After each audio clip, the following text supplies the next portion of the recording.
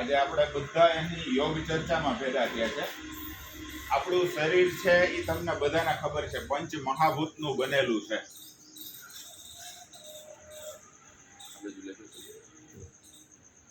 અગ્નિ, વાયુ, આકાશ, પૃથ્વી, જળ, આ પંચ મહાભૂતનું બનેલું શરીર છે। આ પંચ મહાભૂતને જ આપણો ખોરાક બનાવીએ। આપણે રોજ અગ્નિની જરૂર છે, તો ક્યાંથી મળશે અગ્નિ? આપણે સૌર ઉર્જામાંથી અગ્નિ મળશે, સૂર્યપ્રકાશમાંથી ઉર્જા મળશે આપણને। આ અગ્નિની આપણા શરીરને જરૂર છે। એ મેજોરિટી આપણે જે પીઠનો ભાગ છે તેના પર સૂર્યપ્રકાશ પડે તો તમારા શરીરની અંદર વિટામિન ડી ની ઉણપ નહીં વર્તાય। એ હંમેશાને માટે ખ્યાલ રાખો કે સૂર્યપ્રકાશ આપણા શરીરમાં વિટામિન ડી બનાવે છે, અને વિટામિન ડી ની ઉણપ અત્યારે મેજોરિટી મોટી ઉંમરના લોકોમાં વર્તાય છે। એનું કારણ છે કે આપણે સૂર્યપ્રકાશ પૂરતી માત્રામાં લેતા નથી। સવારે લગભગ 9 વાગ્યાનો તડકો છે તમારી પીઠ પર આવવો જોઈએ, તો એનાથી તમારા વિટામિન ડી એ સારી રીતે બની શકે છે। બીજું છે વાયુ। તો આપણા શરીરની અંદર બધા ચલિત વાયુ છે, તો એ વાયુ છે એ તમને પ્રાણાયામ દ્વારા તમારા શરીરની અંદર વાયુનું નિયમન થઈ શકે છે। એટલે દરરોજ આપણે ક્લાસની અંદર પ્રાણાયામ કરીએ છીએ। પછી છે આકાશ। આકાશ મતલબ કે અવકાશ।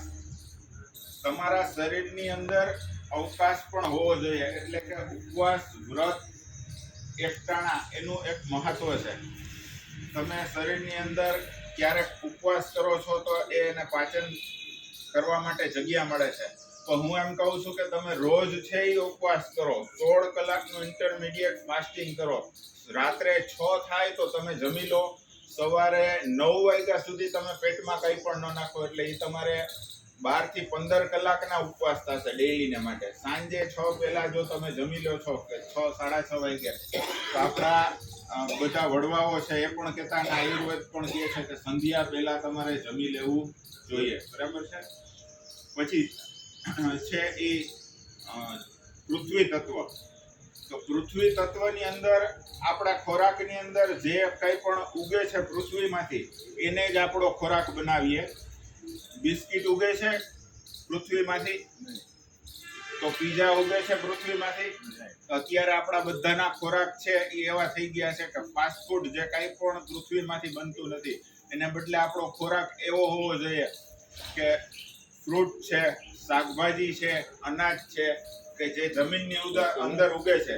જે વસ્તુ તમને ખ્યાલ ન આવે કે ભાઈ આ કુદરતી પ્રાકૃતિક છે કે નહીં, તો તમારે જમીનમાં વાવવાનું, જો એ ઉગે છે તો એને તમે ખોરાક તરીકે ઉપયોગ કરી શકો છો। છેલ્લું છે જલ તત્વ। તો આપણા શરીરની અંદર પાણીની ખૂબ જ જરૂરિયાત છે। લગભગ આપણા શરીરનો 70% ભાગ છે એ જલથી બનેલો છે। એટલે જ્યારે તમને તરસ લાગે છે તો તમે તમારા શરીરની અંદર પાણી છે એ પીવો। જો તમારે તરસ લાગી છે અને તમે પાણી નથી પીતા તો તમારું કિડની ફંક્શન સરખી રીતે કામ નહીં કરે। એટલે જલ તત્વ પણ ખૂબ જ જરૂરી છે। આજની આ યોગ ચર્ચા અને સમાપ્ત।